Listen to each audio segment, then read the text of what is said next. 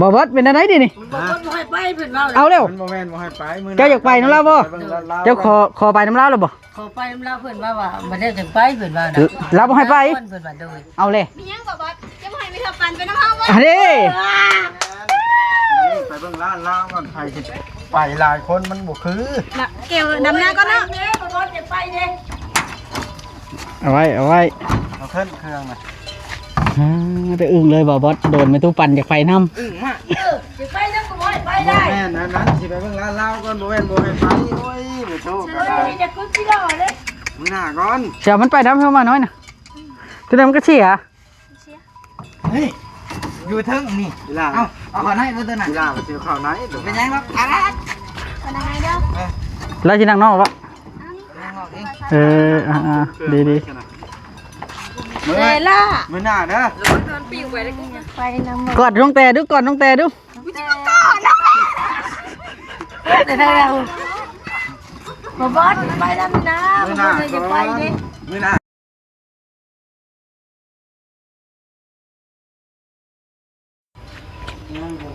สบายดีพี่น้องสบายดีเด้อพี่น้องเบิร์ดสุขคนมื้อนี้ขามาเฮือนชาวเทืองพี่น้องเนาะขามาเฮือนชาวเทืองมื้อนี้ก็อันนั้นพี่น้องชาวเทืองบ่อยู่อีกแล้วเราไปรับจ้างดำนาอีกแล้วพี่น้องเนาะเราคนบ่อยู่ซื่อๆได้ชาวเทืองน่ะคนบ่อยู่ซื่อๆดอกเราคนเว้าง่ายๆถ้าคนบ่ขี้คร้านก็ว่าได้เนาะคนบ่ขี้คร้านแล้วก็มักไปนั่นไปนี่ตลอดนะพี่น้องเนาะเราบ่อยู่ซื่อๆง่ายดอกมีแต่อายแล้วแหละมาอยู่เฝ้าเฮือนเฝ้าซ่านให้เนาะขอเราบ่แข็งแรงเด้ออายเรานี่พี่น้องบ่แม่นว่าเราบ่เฮ็ดหยังได้แต่ว่าเฮ็ดเล็กน้อยน่ะได้แต่ว่าเราบ่ค่อยแข็งแรงปานใดนะเราบ่ค่อยแข็งแรงปานใดเบาลี่พอดีว่าเบาลี่มื้อนี้มาถ่าดินบล็อกพี่น้องเพิ่นนัดว่าสิมาส่งดินกับบล็อกให้มื้อนี้นะว่ากำลังจะมาส่งว่าซั่นซะเบาลี่ก็เลยมาถ่าพี่น้องมาถ่ายคลิปมาถ่าจ่ายเงินถ่ายคลิปเพิ่นแหละหลังจากยามใดสิมาเนาะพี่น้องเนาะก็บ่ฮู้คือกันว่าตอนใดเอ้ามื้อนี้ก็มาถ่ายตั้งแต่ลุงเนืองนี่แหละลุงเฮืองบ่พี่น้องเนาะถ่ายไม่เท่าปันก็มาอยู่นี่พี่น้องเนาะไม่เท่าปันเพราะเอาไม่เท่าปันไปยังไงมาลินบ่ไปดีเด้อลุงเด้อเฮ้ย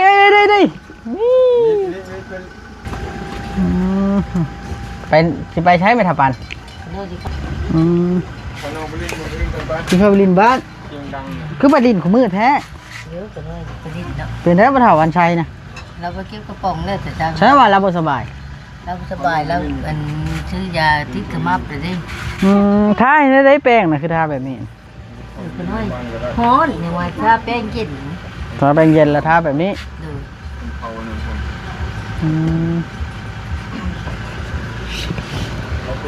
ท่าแป้งเย็น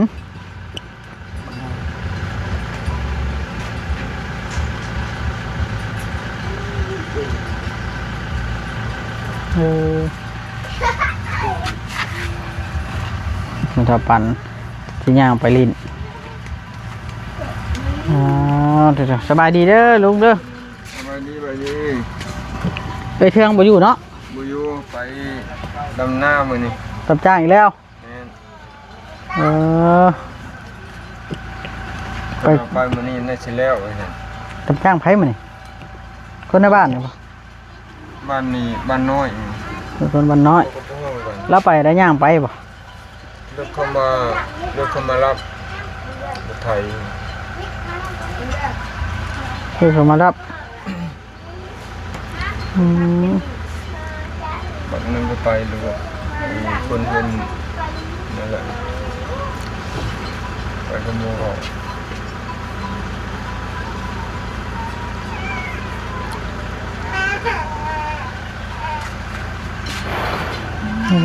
ไปคู่มือเนาะเราเนาะคันมีงานเนาะเมื่อวานนี้ไปหาหน่อไม้มื้อนี้ไปนำหน้า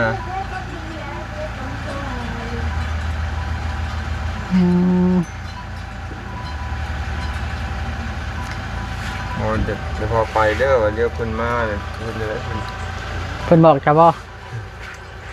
ข่อยมาถ่าดินบล็อกข่อยสร้างดินบล็อกมานัดมือนี่แต่ว่าจะมาตอนเช้าแล้วเพิ่นว่าค้าไปใช้บาสเพิ่นว่ามาแต่ใช้บาสแต่ทีนั้นนะ ก็เลยมาถาเพิ่นมาจ่ายเงินเพิ่นมาบอกว่าสิกองบ่อนใดบ้องใดไปกู้ชิ้นน้องจันเดอร์บัดแล้วเด้อสิให้คนกองอยู่พุ่นนะ นี่กองอยู่ทางเนี่ยเดี๋ยวเขามาจะบอกเขาดอก ว่าก่อนกันว่าจะมาไว้อยู่ที่เดิน แม่น ที่นั่น ข้างๆเสาแล้วจำหัวเลย ได้ มันเกะกะเด้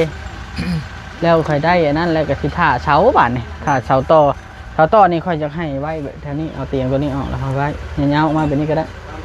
แต่ว่าอยากให้มันพอดีมัน3 เมตร 4 เมตรพอดีเสา12 ต้นเขาต้องหาแนวมาห้องกับเจือเอาไว้บ่อยากให้น้ำท่วมเด้อ เสาน่ะบ่ เสาไม้ได้เสาไม้ โอ้ เสาตัว เสาไม้น่ะบ่ แม่น ได้นั่นเนาะ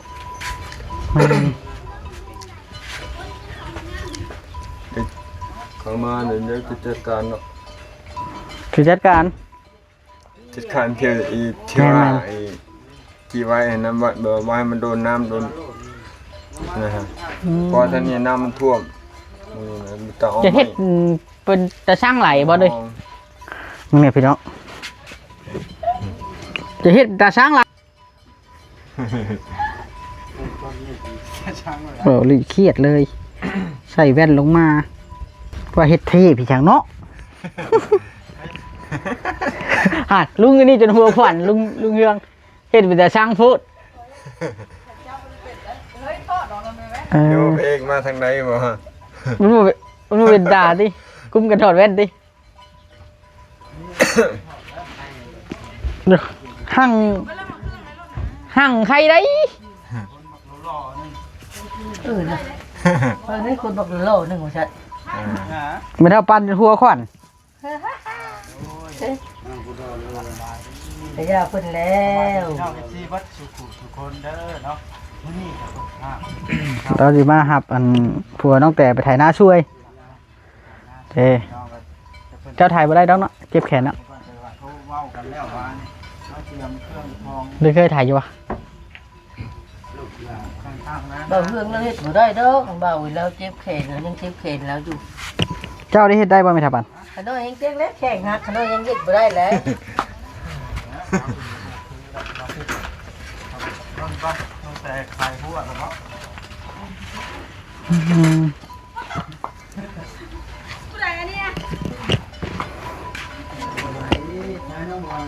อึ้งเลยเนาะ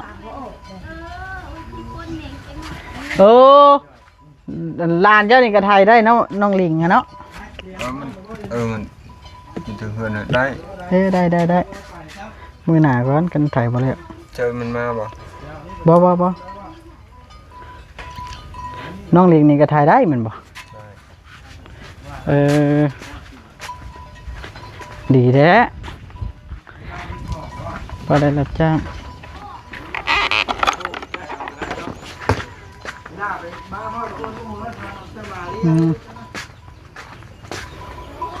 แต่รับจ้างมือละ200,000 หรือ 150,000 นะตำนาน นี่เส้น5หรือเส้น7บ่ก็บ่ โตประมาณ170,000ติเนาะมัน นี่จ้างแต่ละคนนั้นบ่คือกันนะ แต่ละบ่น่ะได้ บางบ่ก็เส้น5บางบ่ก็เส้น7 เพิ่นว่าให้เจ้าเฝ้าเฮือนให้บ่ แม่น ทางเทื่อเพิ่นมาแล้วบ่เห็นไผใดบ่ดอกว่า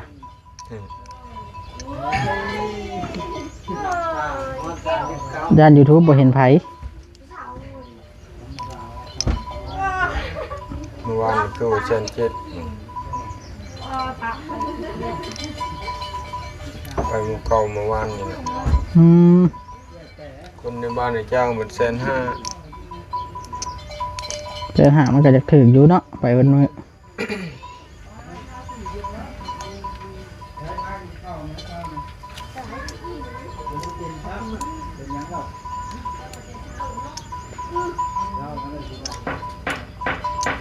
ก็สิไปคือกันนะเขาก็ได้นะ ไปที่ใด แต่ก็ว่า ไถนาบ่ ฮะ ไปไถนาบ่ ไปดำนี่นะ เคยดำบ่เจ้าน่ะ เคย แล้ว ตะกี้ก็เคยเฮ็ดนาอยู่เนาะ ยันว่าดอกยันว่า นาเกี่ยวข้าวมันข้าวได้เบิด บ่แข็งแรงดอก นี่แหละแกนแม่เพชรมันเยอะอีก มาตอนนี้ช่วงเกี่ยวข้าวแล้วก็ไปเกี่ยวไปมัดให้เขา โอ้โห ก็คนมาจากไทยใหม่ๆคือบนนั่งกินนอนกินโอ้ยมันคนละคนเนาะว่ะ ไทยมันจะมีเงินเนาะ ถ้าเฮาเบ็ดบ่หาเดี๋ยวเอามาถึกใช้ไปเรื่อยๆก็เบิดเดี๋ยวเนาะมันต้องมีรายได้รายเพิ่มคันว่าสินั่งสินอนอยู่ซื่อมันก็อยู่บ่ได้เพราะว่าเวียกเฮ็ดงาน หมู่ว่าบ่คือบ่นั่งกินนอนกินบ่ครับว่า บ่เลย กินบ่ได้เลยเฮาบ่มีเนาะ ต้นอ่านดูเขียนเป็นเขียน แนมเด็กน้อยเลยแหละเจ้าเนาะ มีงานด้วย แม่น เรียนมา แนมอันหลานผู้น้อยหันเดี๋ยวป้าอยู่กับอ้ายมันเนาะ เบิ่งเขานี่แหละมันป้าเขาอยู่บัดเกิดอะ เด็ก งูควายเขามากินหันกินเขามาทลินเอาตามบ่ฮู้เรื่องหยังหรอก ระวังมันไปเล่นน้ำเด้อเด็กน้อยเด้อ มีงานอยู่ก่อน ระวังเดี๋ยวเวลาไปเล่นน้ำแล้ว เฮ็ดน้ำจะขึ้นต้นไม้ต้นตอกแล้วมัน จะมาเขียนมาเก็บเอา เอาเด็กน้อยอาจจะมันสิเป็นล่ะ เอาวงแล้วมาเลยนึง โอ้ยกล้วยเอ้ย ต้องแนะนำมันเขาได้แค่นี้ ช่วยเนาะ แม่นยันเขาปีนก็ไม้กุกตอกเลย ช่วย เจ้าต้องบอกเขาได้บ่อนว่าไฟดินบล็อกเพราะยานมันเกะกะบ่อนเขาตั้งเขาอย่างมันได้คนได้ เขา ข้านคนหลายเทื่อได้ดินบล็อกสิมาเฮ็ดห้องน้ำเฮ็ดห้องน้ำของครัวเพราะว่าชวนสิเฮ็ดห้องน้ำในกลางเฮือนเลยนะ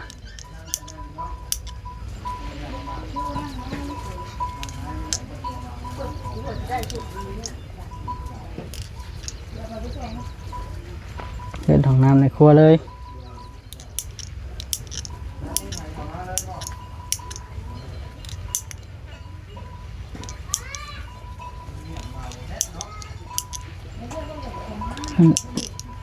ไก่แล้ว มันก็คักแล้วเนาะ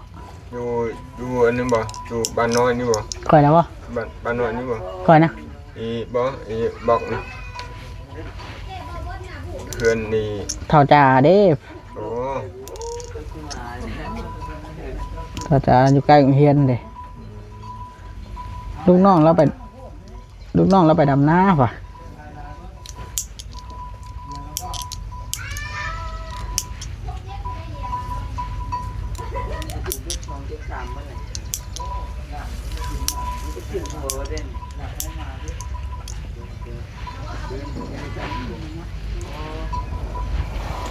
สิไปดำนาใช้ละเตรียมแล้วว่าจะไปดำนานี่นะพี่น้องเบิ่งบอลอันนั้นเบิ่งจะไปเบิ่งพวกจะไปไทยนานี่ไทยเป็นอยู่บ่ได้อาหารยังไปช่วยกันกินเอาทางน้ำแข็งไปยังนะใช้น้ำแข็งให้เพียงอ่ะนะไว้ไปกินนะว้ายกระดักกระโดดเบิ่งพี่น้องเฮ็ดช่ำเชียวคนไปเกี่ยวข้าวจ้างเอาถังน้ำเข็งไผที่ไปไทยนานะเป็นอยู่บ่น่ะเฮ้ยเลยเชื่อดิไผที่เป็นจันบอยวะ เขาจะไปคุดจิโร่ โอ้ บอกว่าจิโร่ใหญ่ อุ้ยจิโร่ที่ได้ย่ามนี่สิมีจิโร่ใหญ่ อ้าว ใบใหญ่เลยได้ ใหญ่เลย ใหญ่กว่าแมงวันบ่ ใหญ่จะเป็นวัน เป็นอยู่ว่าใช้ท่อแต่งนะ เอาได้ เอาท่อแต่งไปหั่นใช้ลองเบิ่งคันมีกระแจกับหั่นใช้ มี เอาสติ๊กเกอร์ไปติดให้เพิ่นเลย ใช้ ไป ของเจ้าบ่หมู่เจ้าบ่ มีสติ๊กเกอร์พร้อมได้ก่อนนะ แล้วดังข้างบนนี่ ล้างขึ้นรถนานในนกแต่แล้วก่อนเครื่องมาใช้รถเลย เบื่อคนนี่เนาะชื่อว่าเล็กรถไถแต่งท่อแต่ง บ้านดงเงี้ยวนี่แหละ ของลาบ่ดิค่ะ ไปเป็นนั่นเราจดทำไม เราสิใช้เป็นครั้งแรกได้นี่ เชียวไปลองว่ะ ใช้อันนั้นได้สั่ง เดี๋ยวจะพิงมันอยู่นี่ หมักไปแบบไม่หมักไปแบบนี้เนาะไอ้นี่ รถจักรกระแตงบ้าน เสียงดังนี่เนาะทุก เสียงรถเนี่ยแบบทุก ก่อนนะคนมัน อุปกรณ์เด้ นี่เราบอกกันดีตั้งแกงเอาไปเนาะ บ่จ้อยดิใช่บ่จ้อยดิ กระติกน้อยบ่มีบ่ กะติ นี่กระติกใหญ่นะบ่ ฮะ กระติกใหญ่อย่างเงี้ยบ่ เพียไปใช่ยังน้ำแข็งวะ เอากระติกน้อยเข้าไป เอา ถือง่าย ก็เอาไปด้วยล่ะในใดก็บ่ได้ถือใช้รถ เฮ้ยเสร็จก่อนนะ นั่นให้เอาไปซื้อน้ำแข็งแกชอบนึงเด้เนาะ อืม นี่ก็มีอยู่ แน่นบอกว่าอย่าลืมซื้อน้ำโคกเด้อจักหน่อยบ่าวลิชิแลนด์ไปกิน น้ำแดงพร้อมน้องแต่มากินน้ำแดงเนาะน้องแต่ เป็นกุมารทองเลยของนั้นน้ำเวจุลี่ว่าซื้อน้ำโค้กนี่ซื้อน้ำแต่กินนะ จิว่าแล้วเราด่าหัวก็เป็นได้ อย่าหาทำหมดแล้ว จักหน่อยว่า เงินลายยังบ่เพิ่นเด้ครับแม่ของมะลี น้ำจ้านะ บ่เห็นงบคือไก่จะร้ายอยู่ เอาแล้ว ปั๊มปักสาว มีแต่ใบเท่าๆบ่ได้งบซื้อไก่ค่อยบ่จับได้เพราะว่าไว้ ชื่อไงแต่มันตายภาคเนาะ แม่นไว้ อัดประต่างประตูดีๆ มันที่เขามางัวควายเขามากินเท่าไหร่ ไก่เฮาไปใส่ได้เป็น ไปถ่ายหน้าบ่ดิยูทูบพูดละ อาจารย์บอยอาจารย์บอย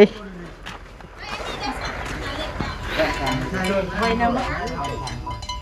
แต่คุณกิโลอ่ะนะได้พวกคุณกิโลจะพูดมาพูดแต่เก้าหน่อยลายค่ะ ฮะดิไม่เท่าปันอยากไปน้ำปลาชูเลย เจ้าอยากไปน้ำปลาชูบ่อยากฮะ เห็นว่าจะพูดถึงยู่ยาไปดีเด้อ อยากไปน้ำปลาชูบ่ ตัวใหญ่เลยกิโลนะโคกไปนาโคกเจ้าบนลูกแม่นนาอยู่ใกล้ ลอกตันข่าวสองคนบ่ฮะพี่น้องเนาะนี่เราสิเอาอาจารย์บอยไปถ่ายหน้า บ่ตั้งไปใช้หน้าอะไร ทดสอบปัญญามดำหน้านี่ที่มาลากเอาอีกได้นี่ 2 ปีแล้วบ่ได้ใช้ โอ้ยแบบดีพารถไทยดำชื่อปะจ๊ะ นี่เกี่ยวเลยบ่เห็นว่า เราไปอยู่ ทิ้งเป็นอะไร เอ้าอยู่ป่ะ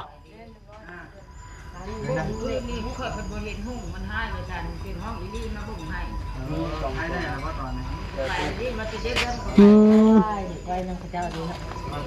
อย่าว้าว ไปน้ำให้ไปได้ เจ้าจะไปน้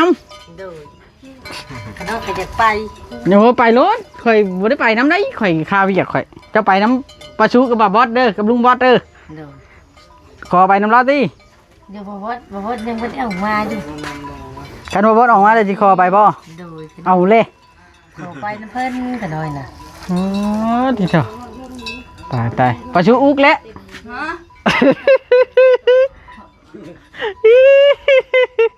เดี๋ยวกันหน่อยอยากไปน้ำเล็กกันว่าบุคุจิโร่น่ะ จะมาคุดยี่รอบ่ โดย สิถึงอยู่บ่ได้ฮอตชิปโตอยู่บ่ เชิญอยู่ยาย เคยคุดฮอตชิปโตอยู่บ่ ว่าแหละยายเป็นคุจิโร่ลายจะบ่แม่นว่าคุยดอกได้ลายอยู่ ฮอตบ่ชาว โหดอยู่ เอาเลย 2 โล เพราะว่าดอกได้ส่งลูกก็ได้เจ้าก็ได้เนาะว่าขึ้นโพดว่าโพดเจ้าก็ได้ว่าส่งลูกอ่ะ ถ้ามันได้บ่หลายเนาะ อืม 2 โลเนี่ย โอ้ย อึ้งเลยบ่าวลิ นี่ก็ได้ อึ้งน้ำไม่ทับปันกกบ่แม่นกกดอกมะลิมะเลอะน่ะบัดนี้ ต้นนี้เนี่ย จะสู้ค่อยไปแล้วดีกว่าจะสู้เจ้าก็ได้ถามมึงบ่อดกันเด้อไปไปน้ำได้แค่น้อยก็ได้กันน้อยจะกุจิโล นั่นเด้ละอ่อนวอนนั่นเด้บ่บอสมาพี่ด่วนบ่บอสมาด่วนเดี๋ยวนี้มีเรื่องด่วนเดี๋ยวนี้นะมามีเรื่องด่วนมาพี่เจ้านี่เจ้าต้องเคลียร์ ขอไปน้ำเน่บ่เด้อเดี๋ยวไปกุจิโลนี่บ่บอส มันไว เฮ้ยไม่ได้ไปขน้อยจะบ่ให้ย่าดอกขน้อยก็ได้ขน้อยจะกุจิโล มันบ่มีนะที่รอนะ เดี๋ยวตู้นะแล้วบอกว่าจะ ไป ตัว ทำไรนี่ใช่บัดดำหน้าจังไปไม่ต้องถ่ายหุ่นแล้วแต่ก่อนจะดำหน้าแล้วก่อนจะมาแก้เจ้าไป ไปน้ำบ่ดับนะ ไปปะ ไป เออ เสร็จไปแล้วขน้อยลูกกาให้ย่า บัดดำหน้าจังไปเด้อ ขน้อยอยากไปกุจิโลน้ำกระเตะ อ๋อมานี่ไปเบิ้งก่อนมื้อหน้าก่อนได้ก็ได้ โดย แล้วไม่ตู้บ่แม่นจะว่าชั้นว่าซี่ได้ ขนมเราจากไปน้ำเด็ก เพราะมันนี่สิไปเบิ่งร้านลาวก่อนหั่นนะเด้อ เพราะว่าจะตัวขน้อยแล้ว สิตัวหยังนะหากระทายหุดแม่ว่าช่วงดำช่วงหยังเจ้าก็ไปลิ้นไปนั่นนะไป เอาพี่น้องเนาะให้ ให้อาญาขน้อยได้เงินอาญาได้ เดินทางไปพี่น้องเนาะจังใดก็อยู่ดีมีแฮงเอาสบายดี